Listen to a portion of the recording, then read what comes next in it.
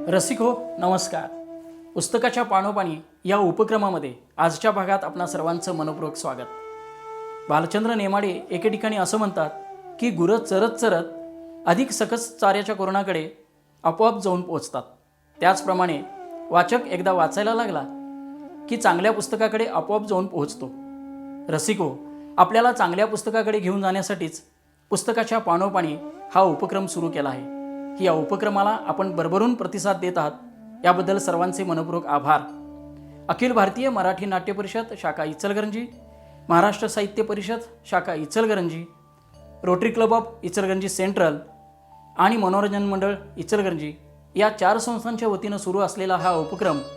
या उपक्रमामध्ये आजच्या भागात आपण ऐकणार आहोत माणसांच्या भावविश्वाचं सखोल दर्शन घडवणारी, माणसं वाचणारे आणि त्यांच्या भावनांना शब्दबद्ध करणारे लेखक व्यंकटेश माडगुळकर यांच्या माणदेशी माणसं या कथासंग्रहातील कथा मुलाण्याचा बकस सादर करत आहेत अभिजित फाटक. त्यानंतर आपण ऐकणार आहोत प्रसिद्ध कवी गीतकार सुधीर मोघे यांची क्षणोक्षणी चुका घडतात ही कविता सादर करत आहेत मैत्रेयी गोडसे. आता आपण ऐकूया कथा मुलाण्याचा बकस.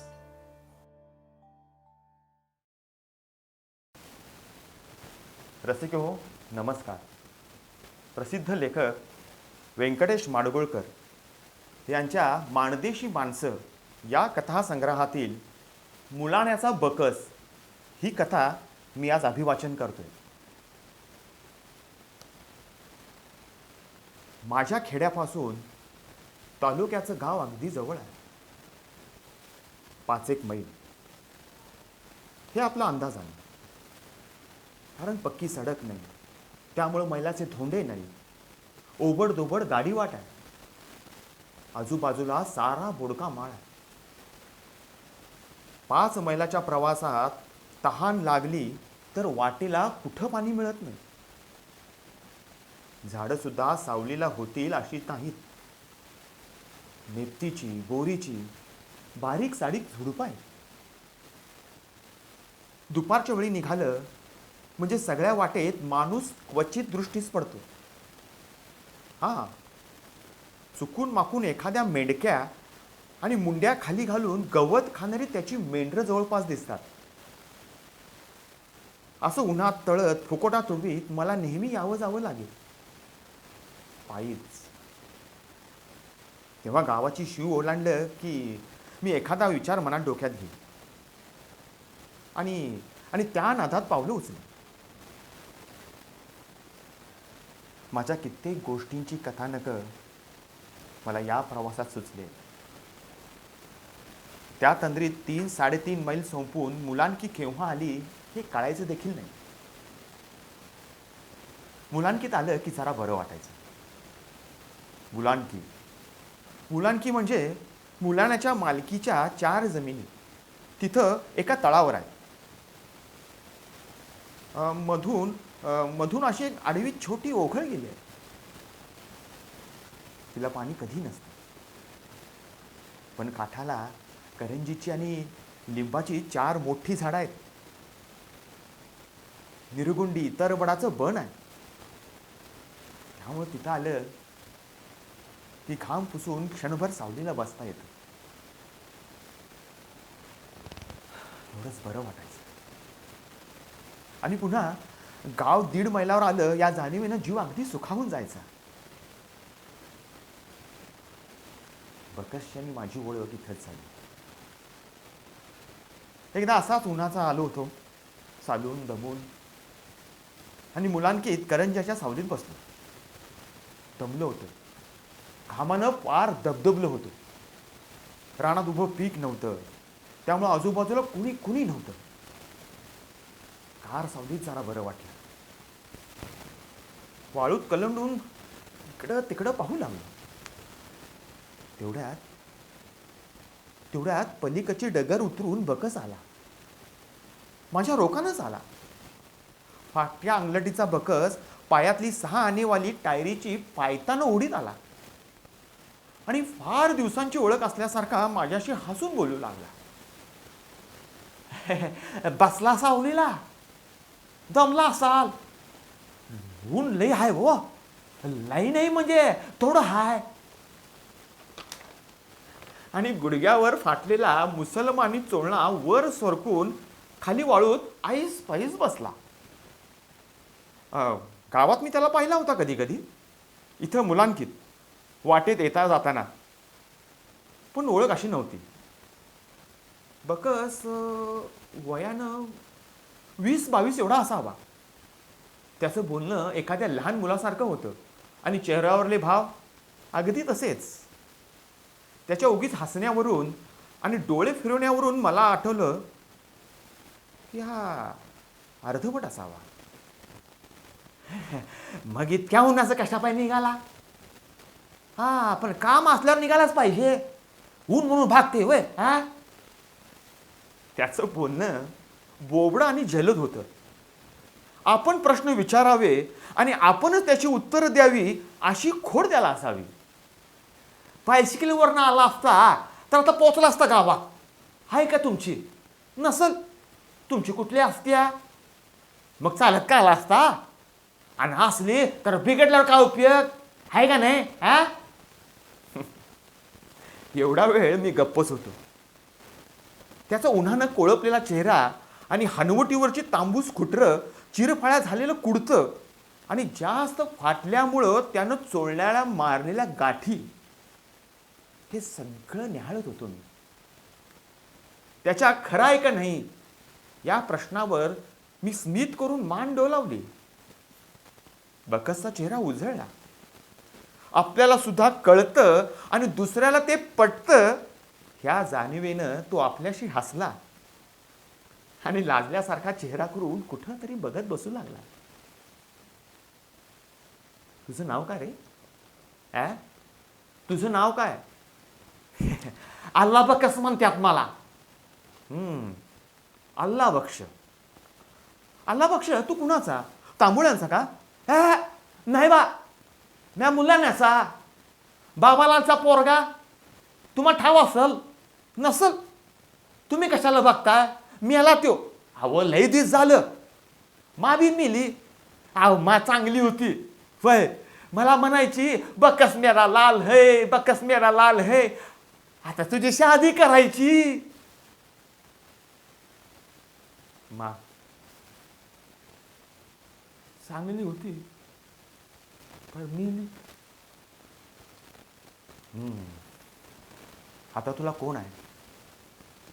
कुणापाशी राहतोस? चुलता हाय, गवंडी काम करतो या, त्याच्यापाशी राहतो. अहो हे रान बी त्याच आहे, शेरड बी त्याचीच. म्या राखण करतो. चुलती नीट बघत नाही, म्हणती येडसर हाय, खुळा हाय. काय खुळा आहे वय वो? येडसर हाय? छेचे, अरे मुळीच नाही.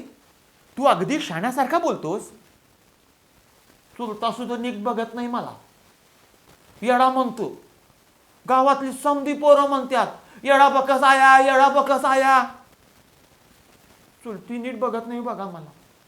भाकरी बी खायला घालत नाही, उपाशी ठेवती. म्हणती अरे मरणास काय गदा, तुझा का आम्हाला कार.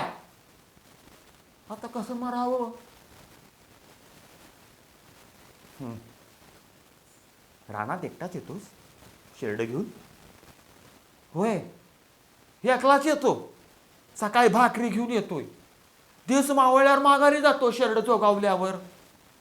चुलता म्हणतो काय रे तुझा आम्हाला त्रास? हा, मार जा की तिकडं. आता माझा कसला कार? गिळभर तर रानात असतो आणि रातच्याला मशीद. मग वेडा बकस सांगत होता, मी ऐकत होतो. त्यानं मग म्हणून विचारल्यावर मी त्याला काय म्हणणार? आणि म्हणालो अरे अरे हे त्यांचं खरं नाही आणि त्यांनी असं बोलू नये. बकस हसला. त्यानं डोळे फिरवले आणि धांदलीनं उठला. हा शेरड जात्याल माझी. ऐक तुझ्या हल. असं म्हणत पळत डगरी आड झाला. डोक्यावरली लहान टोपी हातानं दाबीत आणि पायतानं ओढीत. त्यानंतर बकस मला अनेक वार भेटला. कधी गावाकडून रानाकडे येताना त्याची गाठ पडायची. डोक्यावर फाटक्यात बांधलेली भाकरी, हातात पाण्यानं भरलेलं लोटकं, दुसऱ्या हातात ढाळे तोडायची कुऱ्हाड, एखादं गुंडाळलेलं चराट, शेरड्याच्या घोळक्यातून बकस येताना मला दिसायचा. लाळत लोंबत रख्ख उन्हात पाय ओढीत. मला पाताच कधी नुसता हसून पुढं व्हायचा, कधी थांबून काय मास्तर आज लय ऊन केला असा असं बोलायचा. आणि कधी कधी मुद्दाम सावलीला बसवून घेऊन चुलता चुलतीच्या तक्रारी सांगायचा. त्याच्या नेहमीच्या बोलण्यात चुलती नीट बघत नाही, भाकरी देत नाही, उपाशी ठेवते, ही तक्रार हमखास असायची. चुलता आपल्याला येडसर म्हणतो. या काय येडा आहे होय, हा दावाही त्याचा नित्याचा. मागाहून मलाही कळलं की तो कुणापाशी हेच बोलतो. थट्टा न करता जे त्याच्याशी नीट बोलतील त्यांना तो याच तक्रारी ऐकवतो. त्याच्या मनाचंही दुखणं अनावर असावं. कधी मी यायला आणि बकस रानातून घरी जायला आमच्या दोघांची गाठ पडायची. दिवस मावळाच्या सुमारास. मग मीही त्याच्याबरोबर गावात जाई चालत बोलत. त्याच्याशी बोलण्यात मजा वाटायची. एरवी त्याच्या दुःखामुळे त्याच्याशी 2 शब्द बोलावे असं वाटायचं. त्याच्या बोलण्यानं करमणूक व्हायची. पण एकीकडे मन हळहळायचं, जिवारी बोचल्यागत व्हायचं. कधी कधी मी मजेत बकसला विचारायचो, या बकस मिया, हा शादी करणार कधी? अरे दे की बार एकदा उडवून. म्हणजे तो लाजायचा आणि वाढलेली दाढी खाजवीत खाली मान घालून बोलायचा, काय करायचे आपल्या गरीबाला शादी, बायका कुठून आणावा, हा आणि बायकोला काय खाय घालावं, आणि तिला साडी चोळी कशाची करावी. आणि कधी खुशीत आला म्हणजे आपणच सांगायचा, मास्तर, हो मास्तर, आता शादी करायची आपली, होय एकदम झोकात करायची, 10 बकरी कापायची. पण इतकी काय करायची आहेत नाही, मग आपली 2-4च कापावी. तुम्ही याल ना मग जेवायला? तुम्ही कुठले येताय, तुम्ही बामण. आणि मोठ्यानं हसायचा. नांगरट झाली तेव्हा चुलत्याच्या बरोबरीनं दा दा करून नांगर हकलताना बकस मला आढळला. पेरणीच्या वेळीही चहाड्यावर मूड धरायला तो होताच. मुलांकीचे काळे डाग जोंधळ्याच्या ताटाने हिरवेगार झाले. पोटऱ्यातून कंस फुटली. त्याच्यावर निळा जांभळा फुलोरा आला. दाना भरला. मचाणावर उभं राहून पाखरं हकलण्यासाठी बकसनं केलेला आरडाओरडाही माझ्या कानी आला होता. पुढं पुढं मुलांकीत एक खोप दिसू लागली. बकस आता कामाच्या ओझ्याखाली होता. एकदा मुद्दामून वाकडी वाट करून मी त्याच्या खोपीकडे गेलो. त्याचा आवाज ऐकू येत होता, शानी माझी बाई, हे माझं ऐक, अगं असं करू नको, अगं माझं ऐक, शानी माझी बाई ना तू. मी पुढं होऊन पाहिलं तर तो शेळीशी गोंजारून तिच्याशी बोलत होता. तो लाजून मला म्हणाला, या मास्तर या. खोपीतलं घोंगडं, कंदील, पाण्याची केळी बघून मी विचारलं, अल्ला बक्ष, अरे रात्री इथंच असतोस का? हा होय, राखणी पाय राहतो इथं म्या, बैल आहेत, कुतळं हाय. अरे म्हणून काय झालं, भीती नाही वाटत? कशाची भीती, कोण खाते आपल्याला, आणि खाल्लं तर बरंच आहे की. बघता बघता बकस कष्टी झाला. म्हणाला, मास्तर अहो एवढी राखण करतो पण 4 हुरड्याच्या कणसावर बी आपली सत्ता नाही. फुकटची साखरी आहे बघा. त्याच्या अशा बोलण्यानं तो अर्धवट आहे त्यावर विश्वास सुद्धा बसायचा नाही. काढणी, मोडणी, मळणी या साऱ्या वेळी बकस होताच. जोंधळ्याची पोतीही त्यानं गाडीत भरून गावात पोचवली होती. बकस राबत होता. त्याला वेडसर म्हणून शहाणा चुलता त्याला राबवून घेत होता. अलीकडे बकस एकदा मुलांकीत आढळला. वाळूत उगाच बसून राहिला होता, कुठंतरी बघत. मी विचारलं, कसं काय बकस? बकस. तो बोलला नाही की हसला नाही. जवळ गेल्यावर म्हणाला, बघा, आणि पाठ फिरवून त्यानं कुडतं वर करून दाखवलं. 7-8 ठिकाणी भाजलं होतं. बोटा एवढे काळे निळे वळ उठले होते. अल्ला बक्ष, काय रे हे? चुलत्यानं डागले. खुरपी तापून डाग दिल्यात. डागल्यावर येड लागलेलं माणूस बरं होतं. म्या काय येड आहे का? म्या काय येड आहे का? अरे की तुझ्या इसके बा का?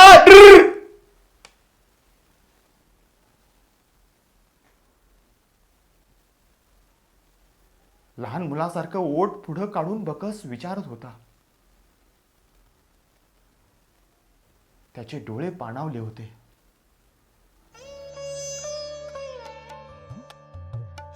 रसिक हो, आपण ऐकलीत व्यंकटेश माडगुळकर यांची कथा मुलाण्याचा बकस. सादर करते होते अभिजित फाटक. यानंतर आपण ऐकणार आहोत प्रसिद्ध कवी गीतकार सुधीर मोघे यांची कविता क्षणोक्षणी चुका घडतात. सादर करत आहेत मैत्रेयी गोडसे. रसिका मित्र हो, नमस्कार.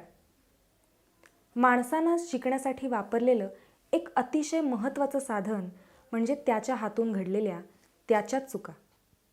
आणि याच चुकांकडे बघण्याचा एक वेगळा दृष्टिकोन कवी आपल्याला या कवितेतून देतो आहे. सादर करते सुप्रसिद्ध कवी आणि गीतकार सुधीर मोघे यांनी लिहिलेली क्षणोक्षणी चुका घडतात ही कविता. क्षणोक्षणी चुका घडतात. क्षणोक्षणी चुका घडतात आणि श्रेय हरवून बसतात. आपल्याच रिकाम्या ओंजळी आपल्याला फार काही शिकवित असतात. आपल्याच रिकाम्या ओंजळी आपल्याला फार काही शिकवित असतात. कणभर चुकीलाही आभाळा एवढी सजा असते. कणभर चुकीलाही आभाळा एवढी सजा असते. चूक आणि शिक्षा यांची कधी ताळेबंदी मांडायचीच नसते. चूक आणि शिक्षा यांची कधी ताळेबंदी मांडायचीच नसते. एक कृती एक शब्द. एक कृती एक शब्द. एकच निमिष युक्त हुक्त. एक कृती एक शब्द. एकच निमिष युक्त हुक्त. उभ्या जन्माच्या चुकामुकीला तेवढं एक निमित्त पुरतं. उभ्या जन्माच्या चुकामुकीला तेवढं एक निमित्त पुरतं. अखेर हे सारं घडतं. अखेर हे सारं घडतं केवळ आपण काही शिकण्यासाठी. अखेर हे सारं घडतं केवळ आपण काही शिकण्यासाठी. आपण मात्र शिकत असतो पुन्हा पुन्हा चुकण्यासाठी. आपण मात्र शिकत असतो पुन्हा पुन्हा चुकण्यासाठी. धन्यवाद. रसिक हो, साहित्य आणि वाचन संस्कृती जोपासण्यासाठी आपण हा उपक्रम सुरू केला आहे. या उपक्रमाला लाईक करा, शेअर करा. आमच्या मंडळाचे विविध उपक्रम जाणून घेण्यासाठी मनोरंजन मंडळ इचलकरंजी या चॅनेलला आवर्जून सबस्क्राईब करा. आणि हो, बेल आयकॉनवर क्लिक करायला अजिबात विसरू नका. भेटूया पुढच्या मंगळवारी नवीन कथा आणि कवितेसह. धन्यवाद.